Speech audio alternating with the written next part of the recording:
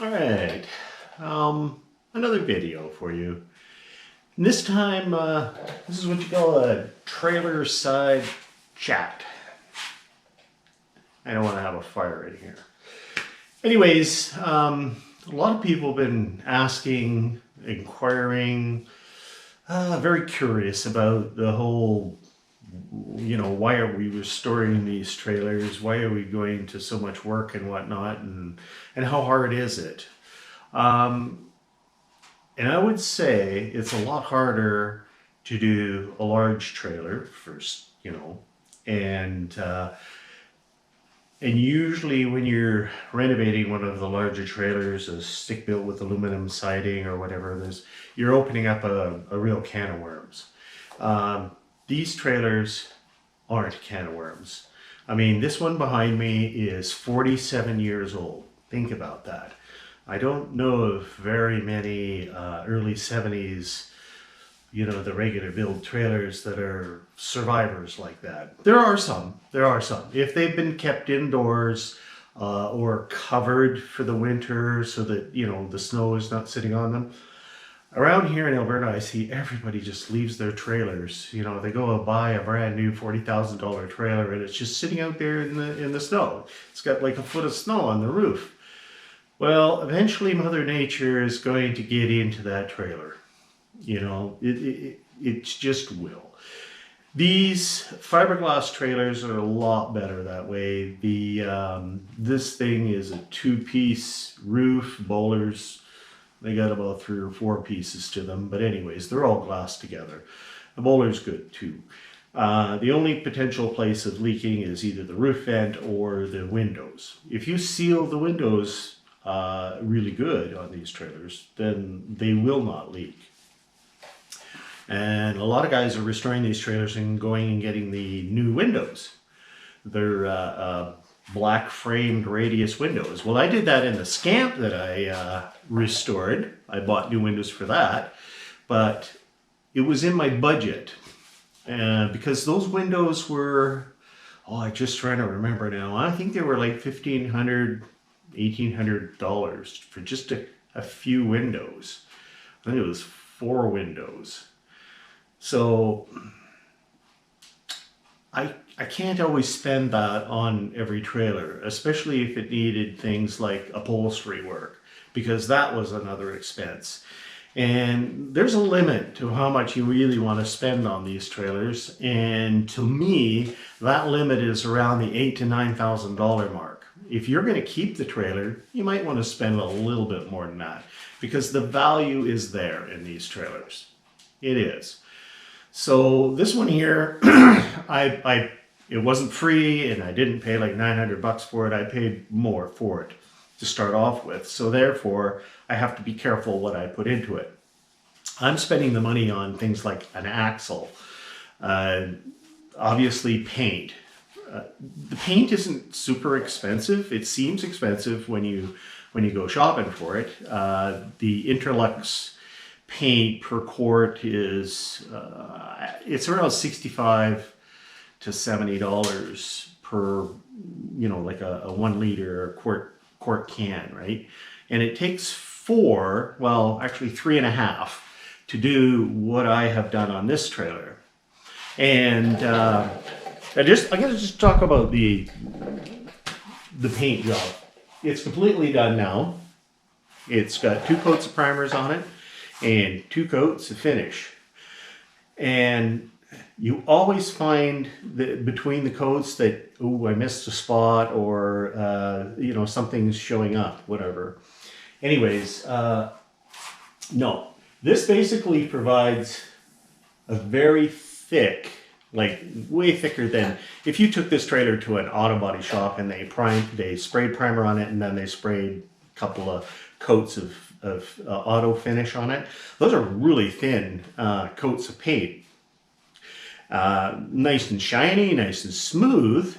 This is shiny, but it's not smooth. It has, even though you brush it out, it still has that I don't know what we would call it, little bumps, the orange peel finish to it. But it's a shiny orange peel finish. And I think the most important thing about it is I have protected the trailer. It is very well protected now. So the water's going to run off the bead up and run off the roof like crazy. It will withstand a little bit of road stuff. This trailer, it was original gel coat, okay? And 47 years of sitting out in the weather, lots of things happen, and they didn't do a very good job of the gel coat. It was pretty thin because what had happened was the sun and the weather had actually put pit holes in it. And I've seen this before on trailers. Up on the roof in particular, there was little tiny holes, little tiny, really tiny little holes. And they didn't go through the roof or through all the layers of fiberglass, but they definitely went through the gel coat. And I've seen these holes on a Bigfoot trailer once that I looked at, that a friend had. And he said, well, the roof completely leaked. It was like a shower in there from the little pinholes once he took the wood framing and stuff off the roof. And so eventually those could have caused, you know, a lot of grief. But I have now, I had to go around and fill every one of those little holes. And there was a lot of filling, a lot of sanding. Anyways, this whole front of the trailer here had a zillion holes in it too, but those were from road rash, from rock chips and things like that. So we're starting fresh here. We're starting fresh. We don't have any little pinholes. We don't have any defects at all. Just maybe a little roughness here and there, you know, where you can see where I filled it, but maybe I didn't sand it real good. Anyways, painting, yeah. And okay, not hard to do. What does it cost? Maybe $350 plus a few brushes and rollers. I use just a small roller to apply the paint and the primer. And then I use a good wide brush, maybe about a 3-inch wide brush, and I tip it. Okay, and then I have another brush as well, because there is some places where I like to brush, you know, and where the roller can't get so easily. But yeah. No, the painting, you could do it outside in the summertime as long as the wind wasn't blowing all kinds of dust and crap into your paint, because this paint does take a while to dry. I cranked up the heat in here to almost 70 degrees. Yeah, about 70 degrees, which would be, on ours is like, yeah. Anyways, I've got it in Fahrenheit, but 70 degrees is what I had the heat on. And it took... I'd say about 7 to 8 hours, and the paint was good enough that dust wouldn't stick to it. You could actually touch it and it wasn't sticky. So it's not a terrible bad job to do. All the prep work, for, you know, there's a lot of work, but just regular old auto body Bondo. I use the Everlight Bondo with the hardener in it, and really you don't have to be fussy how you mix that thing, you know. And I just lots of little batches and stuff with a spatula, and then I use my orbital sander hooked up to my shop vac. I've got a Makita orbital sander. I hook it up to shop vac, and then I don't have dust all over the place here when I'm sanding off the excess, and when I sanded the whole body as well. So I would say don't be afraid. Don't be afraid to paint. This is the 4th trailer I painted. I painted them all. None of these trailers, in my opinion, and I thought initially that this trailer would be okay. Oh, just polish it, right? No, none of them are good enough to just leave the way they are. You really should put this paint on it, the marine paint, and it's a polyurethane paint. Anyways, because you want to protect it, and you don't want to have any pinhole leaks in the roof and whatnot. You just want everything nice and smooth again. And it is shiny. And you know, the paint job always looks good from about 20 feet away. So, as you can see, I got the wheels back on. they were in my way, so I put them back on. And they're suspended off the ground there, but because I have the frame, have jack stands under the frame, right? So eventually it'll go down on the way. I like having it sturdy like this because I'm in and out of the trailer. I'm working inside now. The other thing that you might have noticed, and I have talked about it in the other videos, is I have cut 2 hatches in the back for storage hatches. Now look at the dust on here, eh? Anyways, these are the storage hatches. You get them from Amazon, actually. Okay, they're a marine hatch, and they'll just again, whenever you're attaching things to these trailers, just don't screw into the fiberglass because that'll never hold. You have to actually put a wooden bezel behind it. So I have some 5/8 good plywood here. I'm going to make bezels that go in the inside. I use a PL glue and glue them in place and clamp them. And then once the screws go through here, which are 1.5 inch stainless steel screws, then it sandwiches it all together. The same thing happens with the wood, or the windows, sorry. You have the wood frame behind the windows, the screws go into the wood frame, and you have to be very careful with that too, because some of the screws in the windows are very close to the edge of the wood. So it's best to use a very small drill bit and like pre-drill right through. Okay, it's worth taking the time. On the last trailer, I split the wood in a couple of places. And that's not always good, especially when you went to a lot of work to build that frame in the first place. So, and then paint the whole thing. Also, the other thing that I want to talk about is, unless it's really, really damaged and wrecked, do not remove the vinyl coated foam insulation on the walls. It's repairable and it's paintable. And I'm going to try, a lot of people did, they use a latex caulking on, it's like an acrylic latex caulking, which is kind of like thick version of the paint I'm going to use too, and filled in all the seams rather than try to tape those seams. Personally, I find the tape to be ugly, but so I have used it in the past, but I think that this time I'll definitely do the caulking. I'm going to try a little experiment, and I will show people just how that turned out.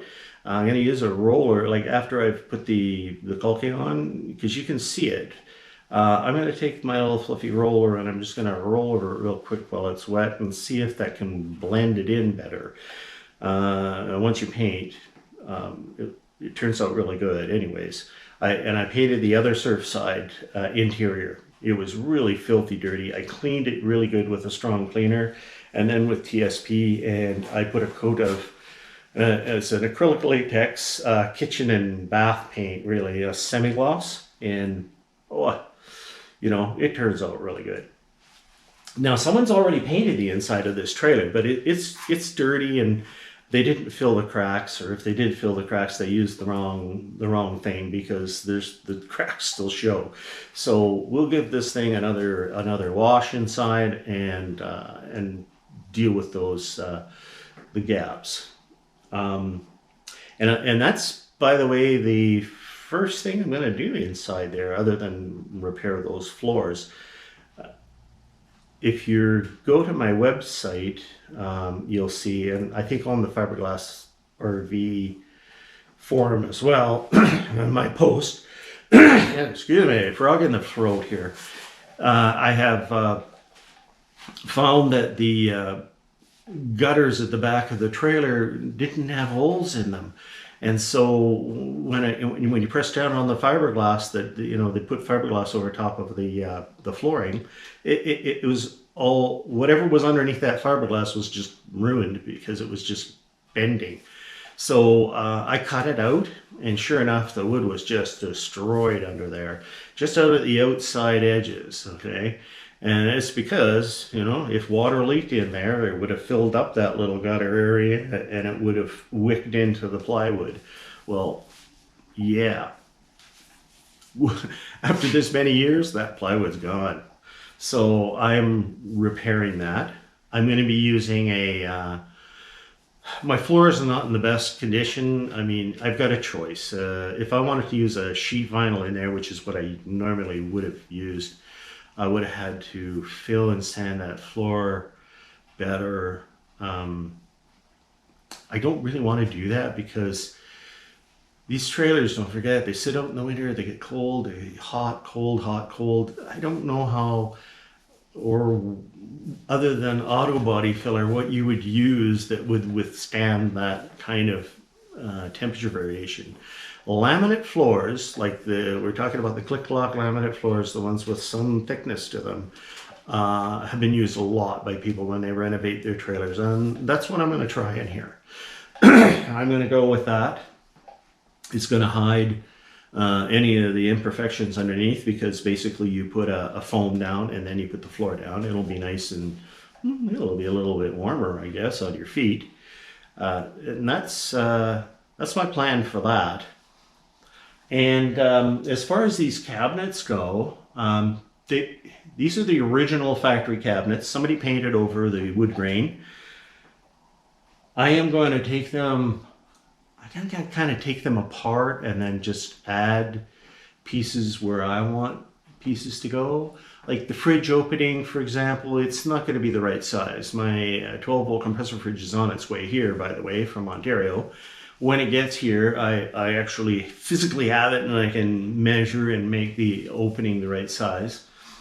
And I've decided that for my electrical system, rather than have it down in underneath one of the benches, I want it up where I can get at it, because I want to put a charger in there that has a digital readout in it for the battery, so that when I plug in the 110, I can turn on the charger or turn off the charger. The 110 will provide power to some of the plugs, right? There'll be like 3 plugs in the trailer. Anyways, to plug things in. One is going to be on the outside. The other thing I want to do is I want to have switches up there for some of the lights. I want to have fuses for the 12 volt circuit. I've got a little fuse box for that. I want it right there where I can see it. The other thing is I'm going to put an inverter. I bought an inverter, 2 years ago, a really nice one. I think it's like a 1500 watt inverter. I want to install that, have it switched so I can turn it on and off when I want. And then basically we're running off a battery.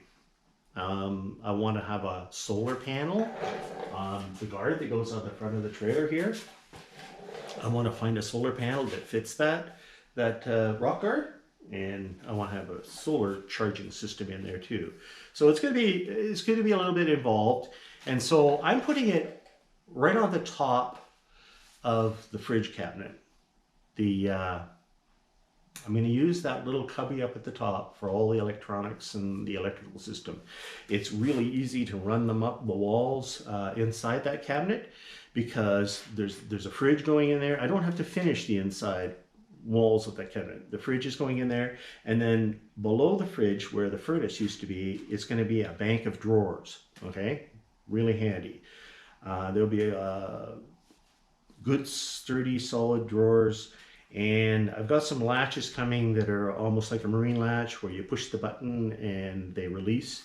So I'll see how it's the first time I've tried something like that. So in a trailer, just like in a boat, you want the doors and the drawers to lock shut. Otherwise they go flying out and all over the road, right? Anyways, yeah. So I just wanted to touch on some of the some of the methods and whatnot for finishing these trailers. You definitely need to spend some money. If you don't have upholstery, you're going to want nice upholstery. Window coverings, I'm not sure how I'm going to deal with that. I am repainting the cabinets, of course. There's nothing wrong with using a good acrylic latex like a door and trim paint on them, which is what I've got. And new hardware. Yeah, I like to replace all the stuff. I'm using the original windows. I'm not going to change the windows because I'm used to rebuilding these windows. That's one of the next steps that I'm going to be doing soon, is rebuilding the windows. They're Jalous windows, and the thing that I like about the windows is they're louvered. Okay, so at night when you're camping, you can leave them cracked open. I like fresh air, and you can leave them open, and you don't need to worry about the rain coming in because the rain runs off the window. They're pretty handy that way. So we'll be using the original ones. The other advantage to those windows, and I did mention this on my website, is that you have to put a wood frame on the inside. I've talked about that before too, right? And that wood frame actually allows you to attach shelves up along the perimeter of the trailer up at the top, which I will be doing, and also for some of the cabinetry, like the closet cabinetry and the fridge. No, the fridge doesn't go on any window. Sorry, that cabinet doesn't. But the closet itself attaches to the door frame on one side and attaches to the window frame on the other side. So there's ways of securing in there without drilling holes to the exterior of the trailer, So their solution at the factory was to glass in the top shelf of the closet and glass in the top shelf of the fridge cabinet. No, I'm not doing that. I'm going to attach it to the window frames. So anyways, I've been talking too much now. So don't be afraid to tackle one of these trailers. If you get a chance to buy one very reasonable and you're thinking, well, what am I going to do? It needs help. Do it. Do it. When I got the bowler I didn't know what I was doing. I had to learn as I'm going. So this trailer here just has a lot of stuff that I've learned over the years. Learned that the Bright Sides paint is the good thing to use on the outside. It's easy. I can do it myself. I don't need to spray it on. So, and also cleaning the foam and the vinyl interior and painting it makes the trailer look new again. So there we go. Alrighty, catch you later.